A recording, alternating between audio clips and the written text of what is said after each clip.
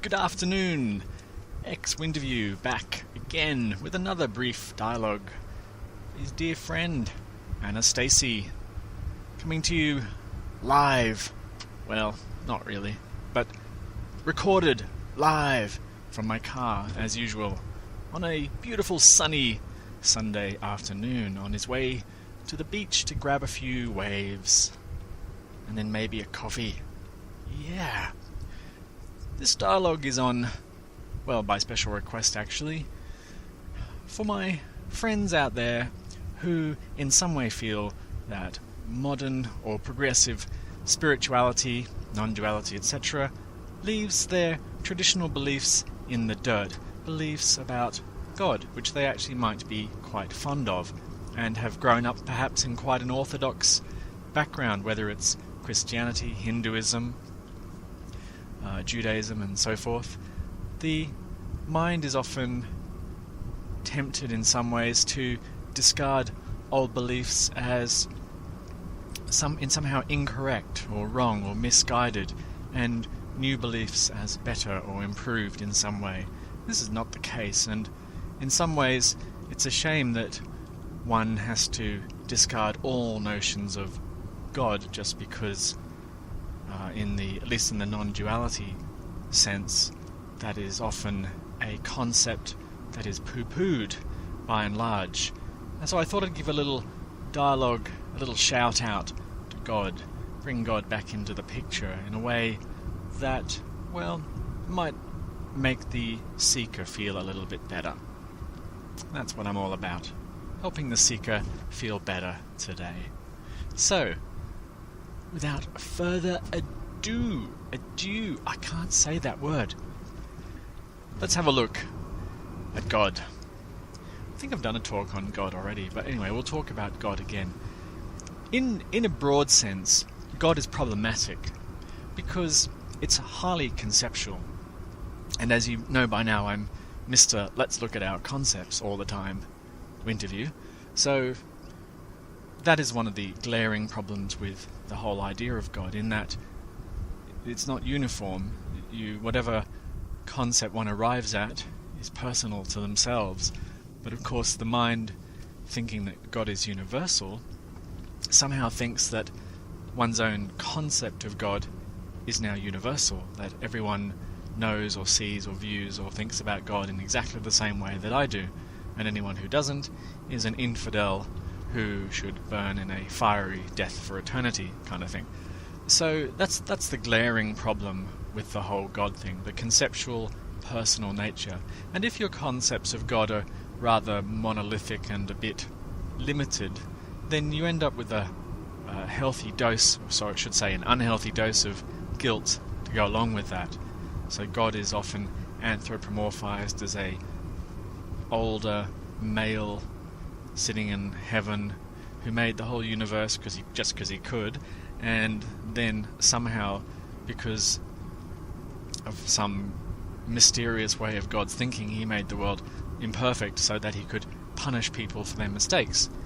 Clearly this is a problematic model. It doesn't really work very well, and you often find people who've been brought up in very orthodox religious backgrounds doing mental flip-flops to somehow relieve guilt by suggesting that by modifying the model of God they have, or doing penance, or saying they're sorry all the time, or just feeling miserable in general. So people often from those orthodox backgrounds find an immense relief to one day throw the whole game in and say, I just don't believe in God anymore, and I'm going to roll with atheism for a while because that just feels a hell of a lot better. And of course you're well supported these days in atheism. The power of religion in our society has dropped away to sort of background whispers in a quiet room amongst friends kind of status. But there's no need necessarily to abandon the idea of God, and perhaps it might just require a refinement of model, refinement of conceptualizing around that. And even there might be some validity to the model of God that wasn't fully explored, you might say, in your orthodox religions. Orthodoxy by and large, is problematic due to its dogmatic nature of people telling others what they should think and how they should think, and misinterpreting scriptures left, right and centre and all that sort of stuff, or getting the ancient cultural norms muddled with the spiritual teachings. Someone wore sandals in the past because that was what people wore, therefore I'll wear sandals in the present for some reason. It seems to make sense. So it's worth pulling, I guess, God out of the mire of the old-fashioned conceptualizing to some degree. But is there any room for God in the new conceptualizing, you might say? Any room for God in the whole Enlightenment Non-duality game? Well, perhaps there is. Let's have a look. So, we know that this is all conceptual by and large. This description, these discussions, these talks, whatever you want to call them, are by and large extremely conceptual and not necessarily better than another concept. The only value perhaps is that a misguided or sort of self-punishing concept might be let go of to bring a bit of relief, if there's any value to be had at all. So we quickly discover in this non-dual game about the conceptual nature of reality, including the self as an independent object in the body or as the body. And this is very exciting often, because for those people who have struggled with the isness of reality and conceptual thought as real and true and all that sort of stuff, this is something of a revelation and can bring immense relief to the physiology, the psychology of the organism. To discover, for example, that one's beliefs are arbitrary or highly changeable or suspect can be a little bit scary at first, but then suddenly, if it's seen the right way, holy crap, it's a relief. It's suddenly realized that it's a wonderful mystery, and I can start to negate all beliefs, left, right and center. And this can be a very exciting time for a spiritual seeker to really go through their belief systems with a scythe, hacking away, knocking everything down. Am I, even definitions that are mundane, like am I a man, am I a woman, am I really a brother, am I a parent, am I a person? All those things are great, and this is often referred to as the path of negation. Not this, not this, not this, not this, and so on and so forth. And this can, in some ways, seem to take the mind into a very spacious, what is sometimes referred to as void state. Void suggesting that the absolute nature of reality is somehow empty. It's nothing. But the void is not quite the full picture, you could say. It's a sort of, I've negated the hell out of existence, or the mind has negated the hell, so much so the mind could even fall silent, having nothing better to do now, having no role in it, just the odd grumble about, I'm a bit hungry, do you mind if we get some food? But otherwise the mind falls silent in the void, and the void is quite an experience when, if it's ever experienced, as a state, you could say, that where it's realized that form is completely empty. There's this wonderful emptiness to everything, and the subjective experience of void is delightful. It is really impressive. So this can in some ways seem like you've made it, in spiritually speaking. I've negated the hell out of everything, and I've really made it. But what is often not seen is a wonderful fullness to the void, a presence, you could say, that can't be negated. There's something that the void, pardon me, there's something that cannot be negated by mind, that can be realized, that there is something still standing, so to speak, at the void, some presence that, once you've negated the entire world, the universe, you could say, what is left? There is something, there is this existence itself which cannot be negated, or you could say life itself, that which is experiencing, or that which the source of all arises out of kind of thing. Hard to describe, to be honest. And that can be realized in the midst of the void, which brings back a revelation, you could say, of a full emptiness. It's a fullness to the void, a life to the void, you could say. And this is where it gets a little bit interesting. And I've talked about this a little in the dialogue on happiness, that this fullness is not as benign, not a benign fullness. There is what you would call a positive valence, or a leaning into positivity in some way. This is a quality, you could say, of the fullness, or of life, that it is.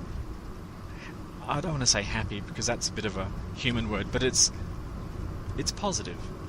There's a lovingness in there. Maybe that's a good way. Not an object to object, I love this object, lovingness, but lovingness itself, the essence of that fullness, you could say, is lovingness.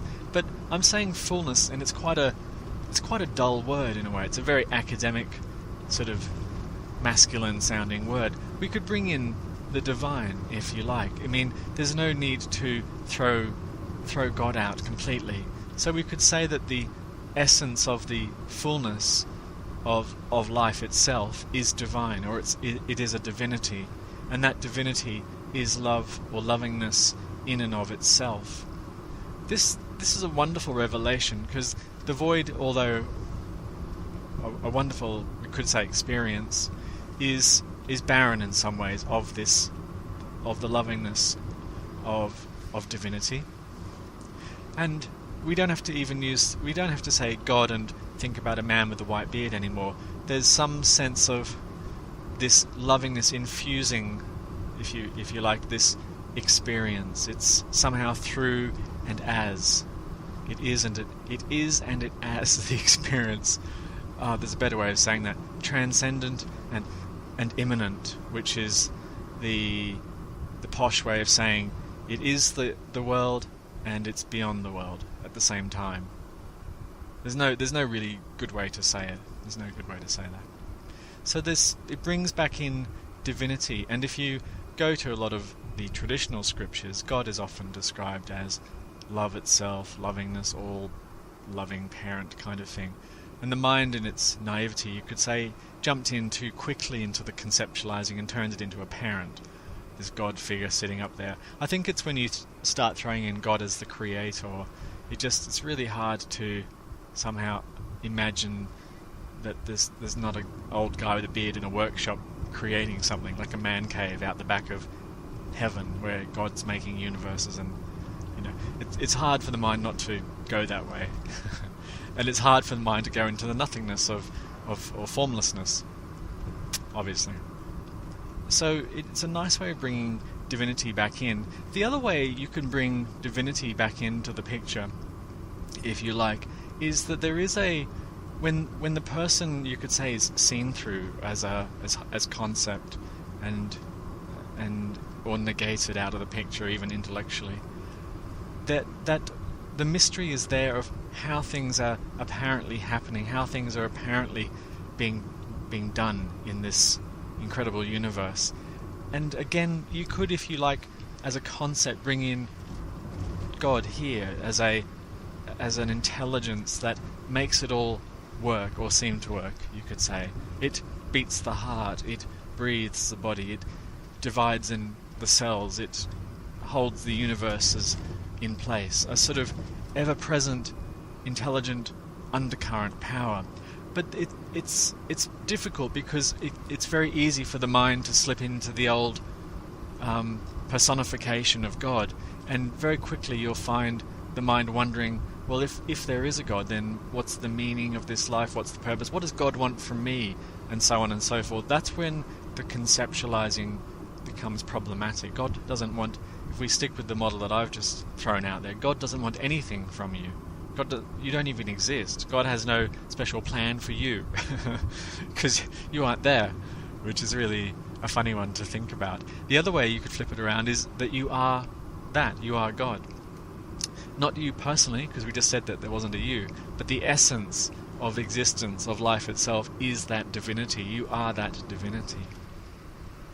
You know, that's a real hard one for the mind, because when the mind hears that, it sort of like rubs its hands together. Great, I'm God. Sweet. I'm totally in charge of this. So this God thing, this renewed model, you could say, of divine, of God, it's not in charge. It's not the boss. It doesn't have an opinion on this. It just is. There's more of an isness about it. It is that which it is. So you can, in that way, pray. Why not pray to God? Pray to that divinity that you are. There's no need to feel the guilt. It seems like a shame in some ways to look back at one's life as it's been up until this point and negate it as meaningless. It wasn't meaningless at all. It was life happening. It was life in an orthodox religion. It was life becoming confused about divinity or God. It had to happen, you could say, even though I don't like saying it had to happen. But to look back at one's life and to feel regret and sorrow and sadness that it was all a waste in some way can be very painful, and there's no need for that. It's like saying that it was God made a mistake with you or your life, and that is absolutely not the case. Absolutely. So I think I desperately need a coffee. Kind of come crashing to a halt with my talk about God. If one was to pray to this God that I've suggested is the totality of existence, which is positively valenced in a loving kind of way. I mean, I don't know. Is there any good that can come of it? I don't know. I just don't know the answer to that. That's unanswerable. Prayer will happen or it won't. Some people just like praying. Why not? The last thing to say, perhaps, is that knowing that the essence of that fullness, that life is positively valenced, it means in some ways there is an absolute reference point. There is an absolute. The absolute reference point, if we call it love, lovingness itself, means that the experience can be graded with relative to that absolute lovingness, and that could be an explanation for the emotional makeup of humans. We're either sort of connected or have that divinity revealed to us, which is happiness and love, or it's seemingly clouded somehow with beliefs and concepts and crappy ideas, and it doesn't feel very loving. It's still lovingness, but it's sort of not seen somehow. So there is in the background somewhere a divinity to this totality, but not in the way that you can really think about. It's probably a better way of saying it. Almost there. Hope you're all well, having a great Sunday. Comments are welcome.